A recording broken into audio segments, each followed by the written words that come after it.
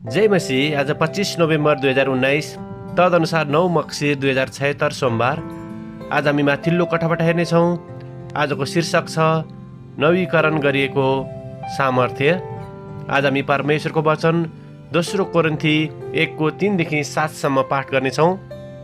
हाम्रा प्रभु येशू ख्रीष्टका परमेश्वर तथा पिता, करुणामय पिता र सबै सान्त्वनाका परमेश्वरलाई प्रशंसा होस्। उहाँले हामीलाई सबै दुःखमा सान्त्वना दिनुहुन्छ, ताकि हामीले पनि परमेश्वरबाट पाएको त्यही सान्त्वनाले कुनै पनि दुःखमा परेकाहरूलाई सान्त्वना दिन सकौँ। किनकि जसरी हामी ख्रीष्टका कष्टमा प्रशस्त गरी सहभागी हुन्छौँ, त्यसरी नै ख्रीष्टद्वारा सान्त्वनामा पनि प्रशस्त मात्रामा हामी सहभागी हुन्छौँ। हामीले दुःख पायौँ भने यो तिमीहरूका सान्त्वना र उद्धारको निम्ति हो। हामीले सान्त्वना पायौँ भने पनि त्यो तिमीहरूका सान्त्वनाको निम्ति हो। हामीले भोगेका त्यही दुःखहरू तिमीहरूले धैर्य साथ सहँदा तिमीहरू पनि त्यही सान्त्वना अनुभव गर्छौ। तिमीहरूका निम्ति हाम्रो आशा दृढ छ, किनकि हामी जान्दछौँ कि जसरी तिमीहरू हाम्रो दुःखमा सहभागी छौ, त्यसरी नै हाम्रो सान्त्वनामा पनि तिमीहरू सहभागी हुनेछौ। आमेन। परमेश्वरले हामीलाई सबै दुःखमा सान्त्वना दिनुहुन्छ, ताकि हामीले पनि परमेश्वरबाट पाएको त्यही सान्त्वनाले कुनै पनि दुःखमा परेकाहरूलाई सान्त्वना दिन सकौँ। दोस्रो कोरिन्थी 1:4 लेखिका आफ्नो अनुभवलाई यहाँ यसरी वर्णन गर्नुहुन्छ। जब हाम्रो मण्डली समुदायबाट एक असल मित्रको क्यान्सर भएर निधन भएको समाचार मैले पाएँ, त्यतिखेर म अति नै दुखित भएँ। यसले मेरी आमा र दिदीको घातक रोगसँगको सङ्घर्ष पश्चातको मृत्युको सम्झना मलाई भयो।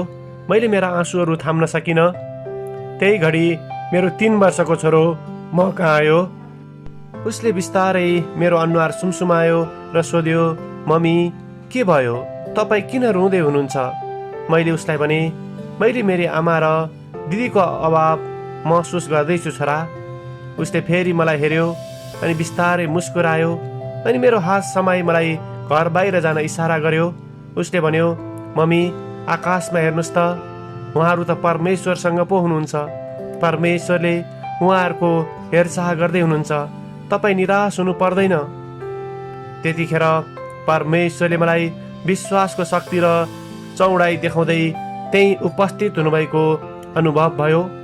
मेरो छोराले परमेश्वरको विश्वसनीयताको साँची दिँदै थियो, जो यो जीवनमा र मृत्यु पश्चातको जीवनमा पनि हामी सँगसँगै हुनुहुन्छ।